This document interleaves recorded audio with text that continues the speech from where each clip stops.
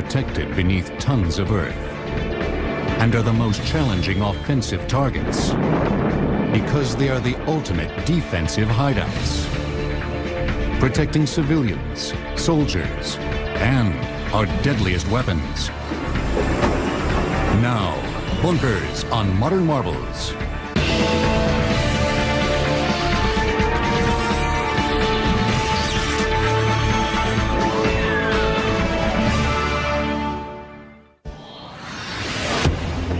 From indomitable fortified structures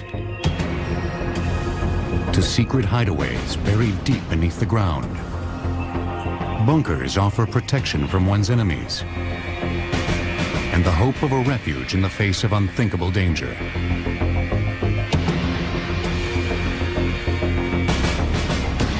One of the largest, most secret bunkers ever built lies nestled in a lush and remote pocket of the Allegheny Mountains, near White Sulphur Springs, West Virginia.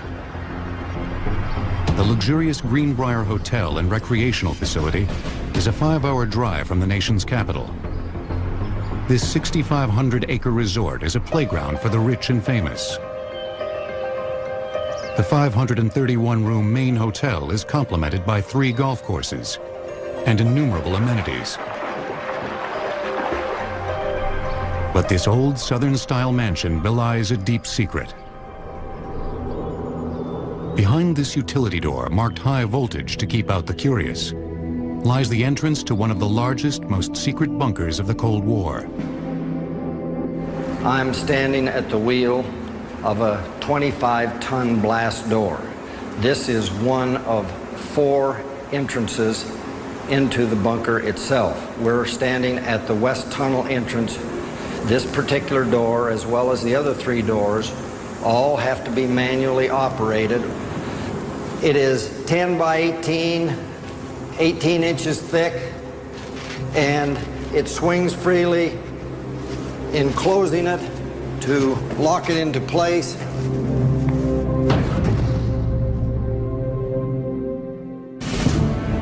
This bunker was designed to protect not an individual or small group, but every member of the United States Congress in the event of a nuclear strike. Codenamed Greek Island, the facility was encased by up to 3 feet of steel-reinforced concrete, with portions resting nearly 100 feet beneath the ground. This bunker really was an amazing project in the sense that it was not just a big concrete box. It was a site where a whole segment of the government come down. They could live here, they could sleep here, they could eat here. All their physical needs were taken care of. 18 Spartan dormitories with a capacity of 60 individuals each comprised the core of the bunker. A dining facility able to feed 400 at a time, and chambers large enough to accommodate sessions by both the House of Representatives and Senate completed the complex. Enough food and water were stored to sustain the lawmakers for 60 days. Meanwhile, 42,000 gallons of diesel fuel was available to feed 3 generators, providing power for over a month. For government planners, this seemed a long enough period to ensure delivery of more supplies. Built in 1958, the construction of the Greenbrier bunker was shrouded in secrecy. So the challenge was, the government is asking the Greenbrier and its owners, the Chesapeake and Ohio Railway, to build a huge 112,000 square foot steel reinforced concrete bunker right next to a major luxury resort hotel without anybody noticing what they're doing. So how are we going to do this is the issue. And they come up with a very clever idea, which is we're going to build it right in front of everybody's nose. The plan called for the Greenbrier Hotel to build a new wing. Work on the new building would mask construction of the mammoth subterranean bunker. Tons of excavated earth from beneath the hotel were quietly disposed of by building an additional 9-hole golf course. But the simultaneous construction of the hotel and bunker led to some interesting compromises. An unusual aspect to this secret bunker is that a portion of it, about 1/5 of the square footage, was in fact available to Greenbrier guests. In fact, situations would arise where you'd be standing there and somebody would sort of say, hey, I understand there's a secret bunker at the Greenbrier. And you say, no, there's no such thing. And there you were, standing inside of this secret bunker. The room behind me was used by many thousands of Greenbrier guests. They never realized it was part of the bunker. Hidden behind this secret panel is an 18-ton blast door. When closed, it seals off the bunker from the hotel. Despite the government's best efforts, covert construction and hidden doors could not keep the bunker secret.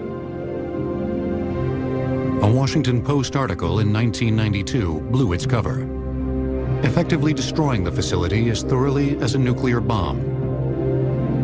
Given the accuracy and power of today's weapons, a bunker is only as good as its anonymity. The newly exposed Greenbrier was retired, but most certainly not before another top-secret congressional bunker was opened to take its place. With secrecy at a premium, it goes without saying that the best bunkers in the world are the ones we know nothing about. The President of the United States is said to have access to a network of top-secret bunkers, probably located on or near military bases around the country. In addition, the President relies on a sort of flying bunker, Air Force One. Able to refuel in mid-air, the plane can stay aloft indefinitely or be flown to any number of secret hideouts. Bunkers, of course, can protect us from the enemy, but they can also protect the enemy from us. That's why building bunkers is only half of any country's defensive challenge. Learning how to smash through bunkers is equally important.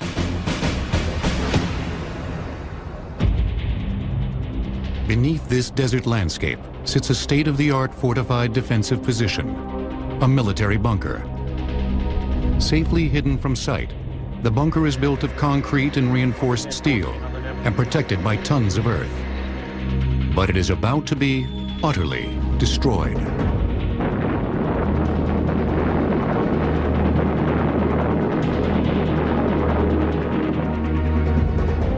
The GBU-28 Bunker Buster bomb has been specially designed to destroy hardened underground targets. The GBU-28 is this weapon right here. In the front, it's got a laser detector where we can spot a laser on the ground, and this weapon will fly directly to that spot very accurately. The heart of this bomb is a 5,000-pound warhead. But it is the brains of the weapon that make it especially effective against bunkers. A fuse is a little device used to set off this warhead, and what it'll enable this weapon to do is actually count the floors it's going through in an underground bunker. So it can actually sense different stories, and we can have it go off in the precise room where a critical computer, radio transmitter, maybe even weapons of mass destruction are located. Weapons such as the GBU-28 underscore a fact that bunker builders have struggled with since the dawn of the nuclear age. The destructive power unleashed by today's weapons is far greater than any structure can withstand. But that has not stopped people from trying to build the perfect bunker. One of the most impressive bunkers in the world lies beneath 9,565-foot Cheyenne Mountain in Colorado Springs, Colorado. Entombed nearly a third of a mile under this massive granite peak sits the Cheyenne Mountain Operations Center. The reason that the United States established Cheyenne Mountain as a bunker was to create a central facility within which it could collect information initially about bomber attacks against the United States, hence its name, the North American Air Defense Command, NORAD, and later to warn the United States of an attack with ballistic missiles that presumably would have been launched from the Soviet Union. Built in 1966, Cheyenne Mountain was one of the deepest and best protected military bunkers on the planet. The facility was specially designed to withstand a near hit by a nuclear device. Shielded by the mountain, the 15-building complex was shock isolated on hundreds of 3-foot steel springs. In the event of an attack, these springs would provide a moving barrier between the facility and shifting earth. 25-ton blast doors seal the 4.5-acre facility, protecting the military and civilian staff from the force and heat of a nuclear blast. Nearly 1,200 people can survive in this mountain for up to 3 weeks. At a cost of $142.4 million, the massive bunker jointly run by the United States and Canada is still active, protecting the personnel and equipment that scan the skies for enemy attacks. But few experts believe even this bunker could withstand a barrage from today's nuclear arsenal. In the early days, nuclear weapons were not terribly accurate. A place like Cheyenne Mountain, for example, with the NORAD headquarters, was reasonably safe because it was unlikely they could be directly hit. But today, with super accurate missiles, there's virtually no place that's invulnerable. Not even a bunker in the middle of a mountain. Next, cannons and forts face off, while high explosives bring armies to new lows during World War I. The first GBU-28 bunker buster bombs were made from used cannon barrels. Bunkers will return on modern marvels. Bunkers are relatively recent creations on the military fortification family tree. But the story of defensive structures goes back to ancient times and the beginnings of war. Fortifications have existed as long as people have built buildings. From the very earliest ages, there was a need to defend against some sort of hostile threat. And as technology advanced, the need to improve those defenses to meet that technology also increased. For thousands of years, fortified positions had the upper hand during battle. Ancient siege machines were so ineffective against citadels and walled cities that attacking armies often resorted to treachery. During the legendary Trojan War, the Greeks spent 9 years trying to breach the walls of Troy. They finally succeeded after convincing the Trojans to accept a giant gift horse made of wood. Greek soldiers hidden inside the horse waited until they were safely through the city gates to mount their attack. The clandestine Greeks bear testament to the near invulnerability of early strongholds. From primitive forts of earth and rock to medieval castles of carved stone, these fortifications enabled a relatively small number of defenders to hold off armies many times their size. The first real challenge to defensive superiority came with the invention of the cannon, a powerful yet relatively mobile siege weapon. First used in the 14th century, projectiles fired from cannons forced builders to construct thicker walls to safeguard the structures within. When artillery first came along, the first attempt that the military engineers tried to do was to make their walls thicker and stronger. But that didn't work. As artillery got better, it was able to knock down the stone walls no matter how thick they made them. Military engineers responded by sinking fortress walls into the ground, using the earth to absorb a shell's impact. The new defensive technique, coupled with the relative inaccuracy of early artillery, shifted the advantage back to the defender, where it remained well into the 19th century. We've reached a stage where the technology of war makes fixed, known facilities highly vulnerable.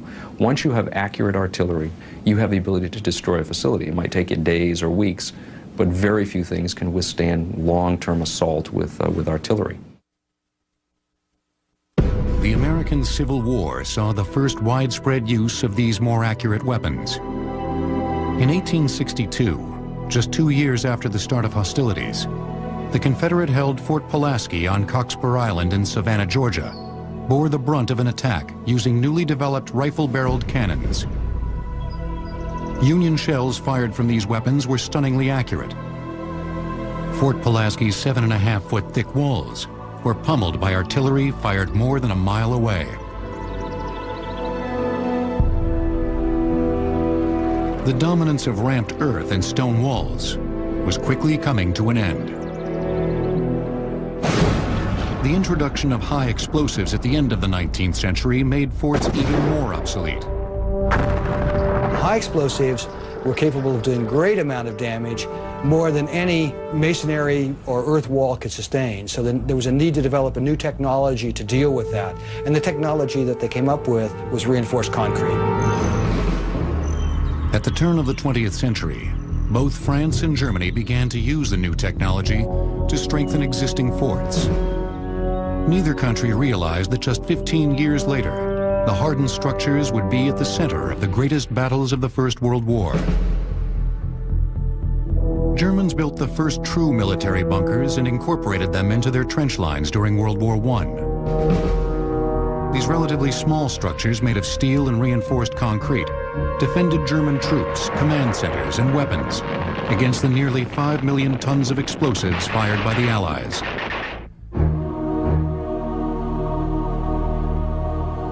Here in the French countryside lay the remnants of a World War I concrete bunker.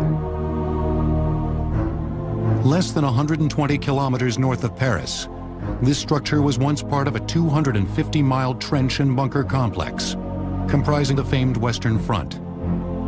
Today, the bunker's rusting steel reinforcing rods protrude from the crumbling concrete shell, as it marks the boundary between a bean patch and a field of wheat. During the war, machine gunners inside these bunkers were blinded by smoke and deafened by the sound of their weapons reverberating off the bare walls. But being inside the bunker was far preferable to being outside. Firing through slits, known as embrasures, bunker gunners took a terrible toll in Allied lives. So hated were the machine gunners that upon surrendering, they were often executed by vengeful soldiers. Still, the bunkers were remarkably successful. One of the reasons that the bunker concept really took hold was the realization that the old-fashioned fort was really a case of putting all of your eggs in one basket. A fort was considered to be a target, and damage to one portion could potentially damage another portion. So you wanted to disperse your defense as much as possible, and that led to putting everything in isolated bunkers.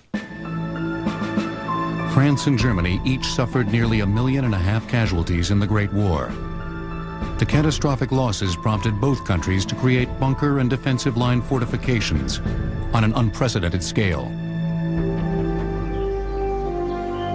The French began construction on the Maginot Line in 1929, a 200-mile defensive barrier that they believed would keep Germany at bay.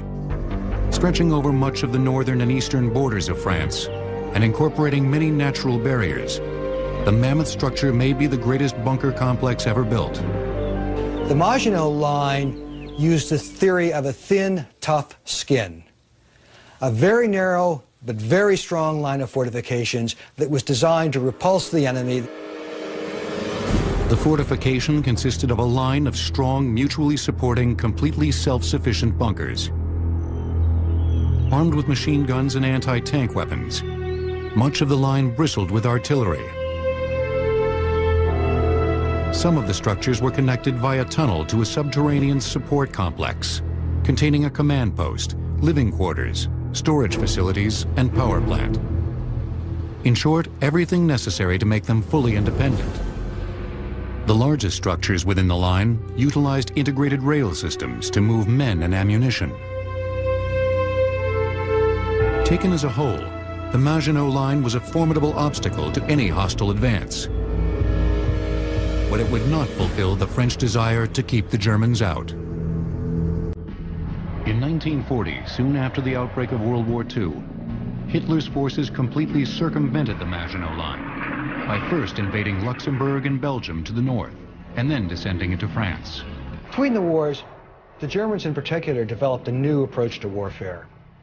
They'd seen what happened in trench warfare, and they didn't want to repeat it. And they looked at ways to avoid repeating that. The French, on the other hand, were basically still ready to fight the First World War. They weren't prepared for what the Germans did, and when the Germans went round the Maginot Line, they had no counter. After overrunning most of France, the Germans circled back to finally take on the Maginot Line. But even when attacked from behind, the French fortifications were exceptionally difficult to destroy. The Germans unleashed heavy artillery fired from a distance. But bringing forward special guns and zeroing in on the target took precious time.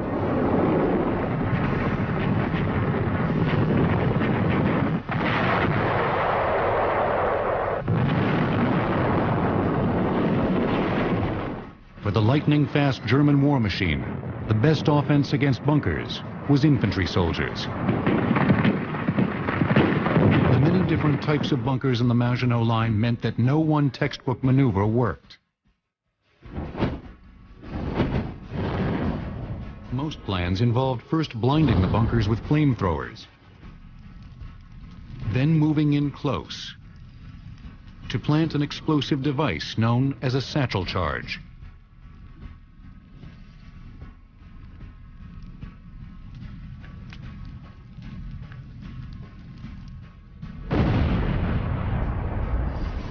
Though the bunkers were clearly vulnerable, they had proven their effectiveness. So much so that while the Germans fought to crush the remaining Maginot bunkers, they also built similar concrete structures on the western seaboard of France to protect their newly conquered territory. But like the bunkers of the Maginot Line, the German fortifications would prolong the battle, but ultimately lose the war. Next, the weapons of the Second World War force engineers to construct some of the greatest bunkers ever built.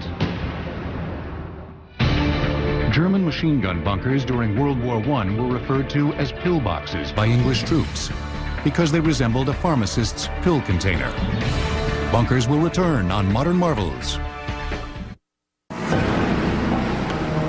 German submarines were the bane of Allied ships during the Second World War. Patrolling the waters of the North Atlantic, the submarines stopped American supplies and troops from reaching European ports. When submerged, these stealthy hunters were almost unstoppable. But above water, they were nearly helpless, particularly vulnerable when taking on supplies or being repaired. Building a bunker to protect a single 250-foot submarine would be a major undertaking. But on the northeastern shores of occupied France, Germany built a submarine bunker complex to house not one, but up to 24 of their U-boats. 3 mammoth block structures comprise the submarine complex in the seaside village of Lorient. Inside these bunkers lay a small city, able to house and protect the submarines, as well as perform repairs and store tons of ammunition, torpedoes, and fuel to supply the underwater killers. To build this phenomenal structure, they obviously needed a lot of workers. Nearly 15,000 prisoners labored for 2 years to build the base. Most of the labor went into constructing the roofs of the buildings. The bunker's ceilings were built of steel-reinforced concrete over 10 feet thick to protect against enemy bombs. The third and largest building has 2 roofs, making it nearly impenetrable.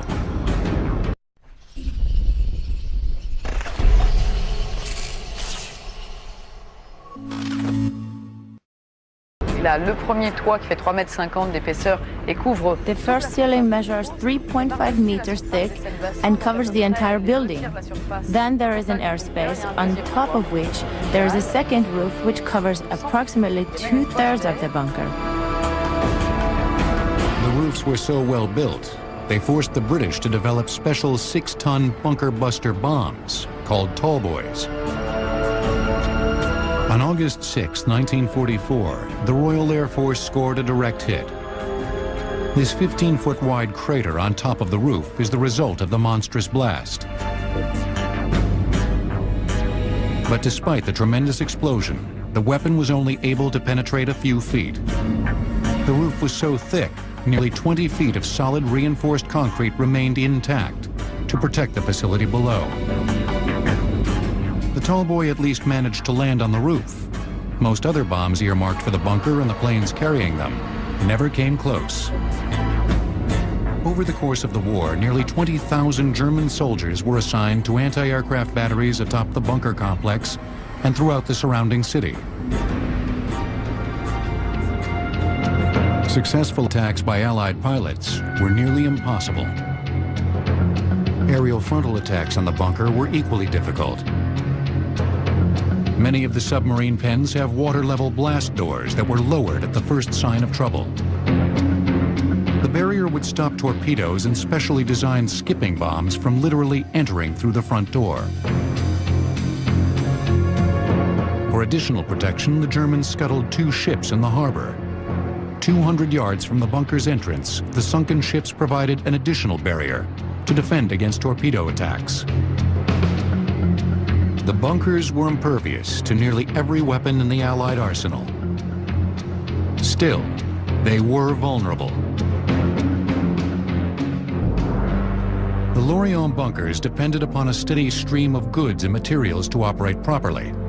Once the Allies realized they could not destroy the bunkers outright, they turned to cutting the supply lines. Unfortunately for the French, the bunker supply lines ran directly through the city of Lorient. 60,000 bombes. 60,000 bombs fell on the city, and only 70 buildings were left standing in the town center after the war. The whole city had to be rebuilt. Fortunately, the Lorient population was completely evacuated before the bombing started. So on a human level, there were few victims, but on a material level, we lost everything. Lorient suffered the same devastating fate as many European cities during the war. But unlike Lorient, other cities were rarely able to evacuate beforehand. In London, German bombers showered the city with high explosives and incendiary bombs. The citizens sought refuge underground. Bunkers and hastily converted subway tunnel shelters protected the people while the city above them burned. The bombs that were raining down on London at that time, and indeed not just London, but practically every major city in the UK, were doing incredible damage. A stick of bombs could devastate a whole area, literally flatten buildings, destroy streets, destroy people's way of life. And you might go down to an underground shelter, maybe a tube shelter, or even just a street shelter, and come out and find your whole street had literally just disappeared. Disappearing was not an option for the British government, and in particular Prime Minister Winston Churchill, who refused to leave London, worried that his absence would demoralize the British people. But where could high-level British officials take refuge as the bombs fell? The British addressed that question by building a top-secret, high-tech command bunker in the center of London. Converted from a series of small basement storerooms in 1938, the Cabinet War Room served as the underground nerve center from which Churchill and his war cabinet led the fight. The configuration of the Cabinet War Rooms in 1940 was about 21 rooms, making up about 1,000 square meters. But when it extended in 1941 to 45, it occupied somewhere in the region of about 100 rooms and was literally 3 times as big.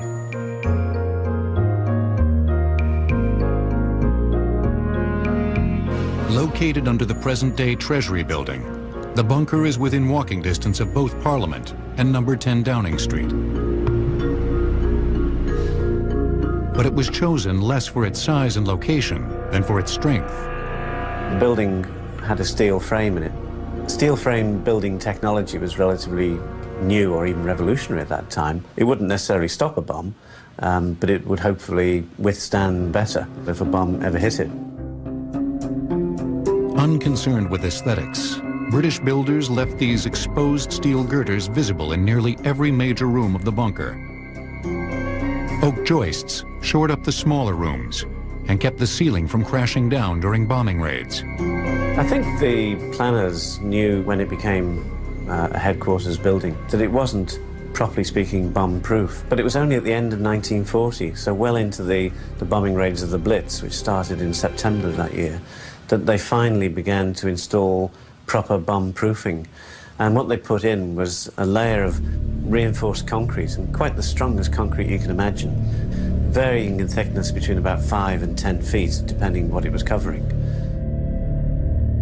This cutaway in the ceiling reveals the thickness of the concrete as it rests upon the steel girder subframe. But it was not just the strength of this structure that made it such an effective command bunker. Behind this unassuming bathroom door lies one of the greatest technological secrets of the entire war.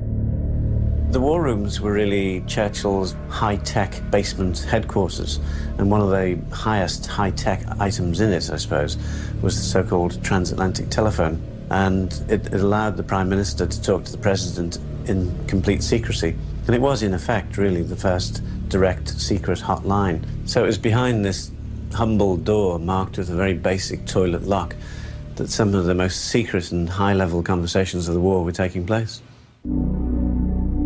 But not every secret associated with the cabinet war rooms was so diligently concealed. Cabinet War Room's code name, rather ironically, was number 2 Storey's Gate, which was its address.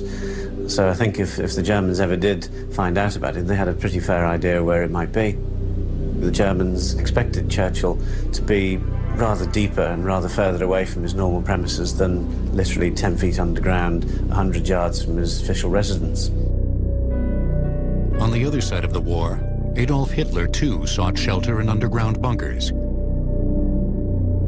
These bunkers were the backdrops for some of the most dramatic events in the war. The Führer survived an assassination attempt after disillusioned German officers placed a bomb in his Wolfschanze bunker complex, which was located on the border between Poland and Germany.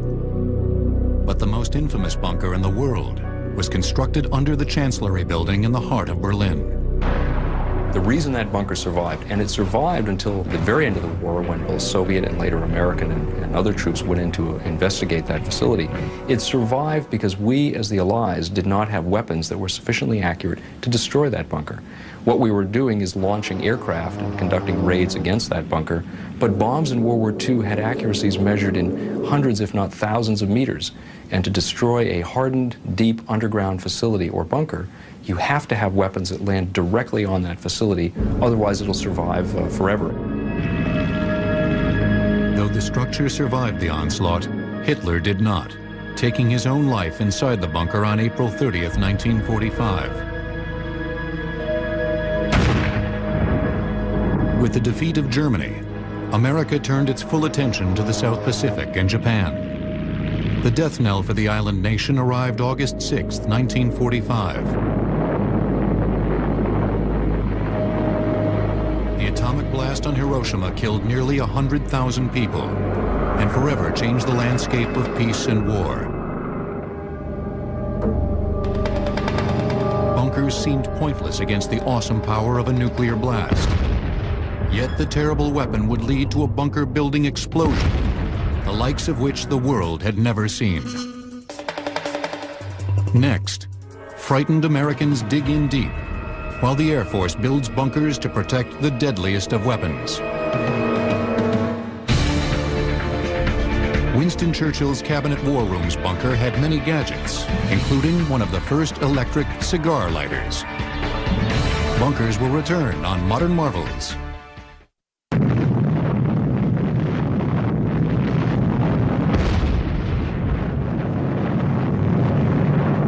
With the onset of the Cold War and the sudden possibility of nuclear attack, paranoia gripped the American public. You might be out playing at home when the warning. Stop, drop, and cover became the survivalist mantra for an entire generation. The United States government did its best to allay the nation's fears. When danger threatened him, he never got hurt. He knew just what to do. Be sure and remember what Bert the Turtle just did, friends, because every one of us must remember to do the same thing. That's what this film is all about. I think in retrospect, as we look back on that time, I think many concluded that the prospects for survival would have been very dim indeed, very dismal indeed. But this was reflective of a time in which people deeply feared that their existence was on the line, and bunkers were seen as the solution. Despite the government's best efforts to provide protection, many Americans decided to take matters into their own hands.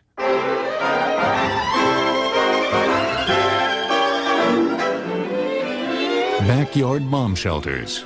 The bunker for the man in the street became the rage. From basic store-bought models for less than $100 to specially built structures that cost as much as a house. Hey, isn't this nice? Well, Sir Ruth and I certainly can live in here very comfortably for at least 2 weeks. And you know, this room can be put to other uses as well. Yes, Walt. You could use this as an extra bedroom for company. As the United States came out of the Second World War, we had massive armies, we had developed nuclear weapons, we had crushed two enemies. Contrast that with the condition in the United States beginning in the 1950s when the Soviet Union in 1949 detonated a nuclear weapon. We now, for the first time in our history, faced absolute vulnerability. We never before had faced a time in which our survival, our existence, could be eradicated on the order of 30 minutes. And the reaction was to build bunkers throughout American society, both on the governmental level and the military level, as well as bunkers throughout American society, in many cases within residences. Wall Street analysts in the 1950s projected the bomb shelter business as a potential $20 billion industry.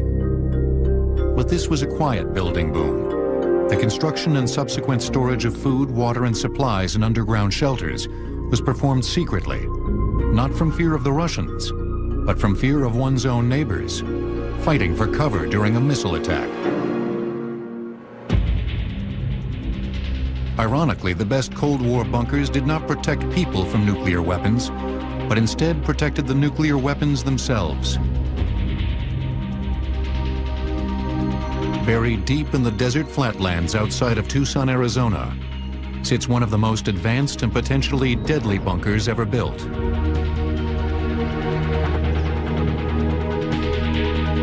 The facility and others like it were designed to protect and, if necessary, launch America's largest intercontinental ballistic missiles, the Titan IIs. Built as a retaliatory weapon, the missile could be launched in less than 10 minutes by a two-man crew, operating deep within the facility. A Soviet missile sent to destroy the bunker would take just over half an hour to reach the site. By that time, the 103-foot Titan II would be thundering toward its Russian target. Constructed in the early 60s, the Titan II missile facility is comprised of a 146-foot deep silo and adjoining command center. The structure took nearly a year and a half to build and cost over $8 million. Like the Cheyenne Mountain bunker in Colorado, the Titan II facility was built to roll with the punches in the event of a nuclear strike. Everything in here is shock isolated from the missile down to the smallest piece of equipment. That means they're mounted on springs. So should there be a ground movement for any reason, the equipment is not going to break. It's just going to move around. The facility could also be closed off to the outside world during an attack. We are entering the complex. We've just come through an area that's very well constructed but not hardened against attack. But once we go through a series of 3-ton blast doors like this one, we will be in the hardened part of the complex. There's a set of blast doors protecting the control center from the outside force and another set protecting it from the silo. But the largest door is not inside the bunker at all. It's on top. The enormous 740-ton sliding silo door could be opened in 27 seconds. When closed, the door shielded the facility to help the structure survive a near hit by a nuclear weapon. By 1963, no less than 54 Titan II missile sites were operational throughout the country, ready at a moment's notice to obliterate an enemy target. Ironically, despite their construction and secrecy, nearly all the missile sites were knocked out, though not by an enemy attack. 53 of them were dismantled as part of a mutual disarmament pact between the two superpowers. Today, the Arizona bunker is the last that remains in its original form. It now draws visitors as a National Historic Site and stands as a testament to both bunker ingenuity and just how close we came to nuclear war. Next, smart bombs wreak havoc in Iraq, while the underground bunker meets its high-tech end. The Titan II missile currently in the silo near Tucson was disarmed, drilled with holes, and left above ground for 1 month to allow Soviet satellites to verify its decommission. Bunkers will return on Modern Marvels.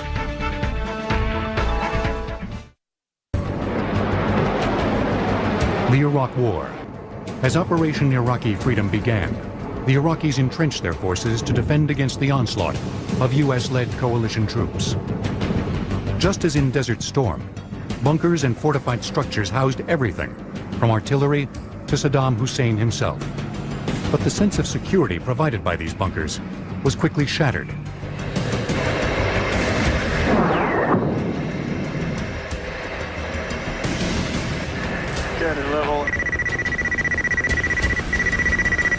Smart bombs targeted and struck even the most secret of Saddam's hidden bunkers. Nothing could have prepared the Iraqi troops for the state-of-the-art precision-guided weapons. The war with Iraq suggested bunkers are no longer viable military options when fighting well-organized and technologically advanced militaries.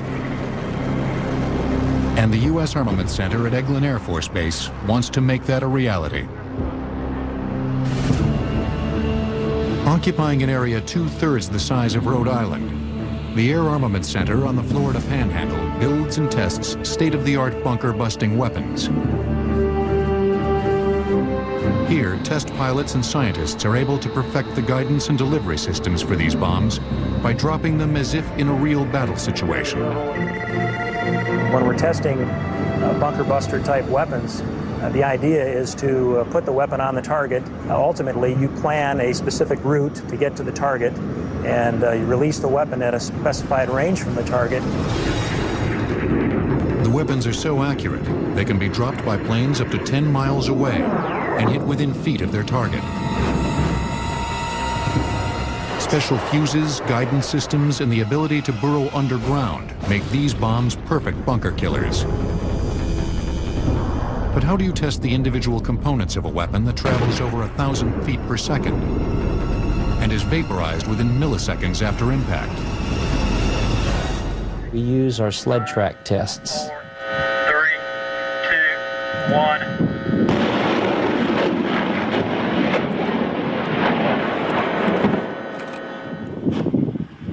These sled tracks are like a railroad track going down for a long distance. We put rocket motors behind an actual bomb, and we have these things propelled down at the exact same speed that they would see when they hit the ground. At the end of the sled track, we build an actual bunker. Now we'll build it with the protection that we normally see in the ground.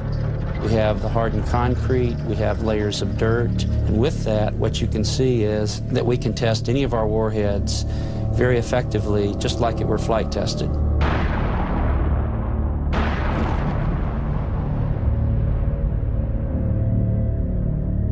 High-speed cameras and electronic test equipment catch the apocalyptic destruction unleashed in a fraction of a second.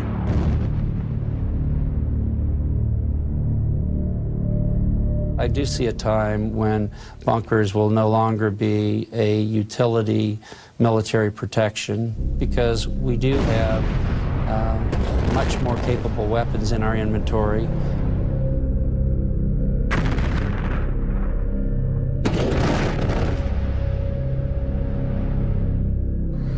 Despite their practical limitations, bunkers still continue to be built. Humans will always have an instinctual need to be protected and taken out of harm's way. The bunker mentality is as old as nearly any thought process. And as long as this persists, presidents, dictators, and common people alike will quietly dig into the earth in search of a degree of protection that may no longer be obtainable.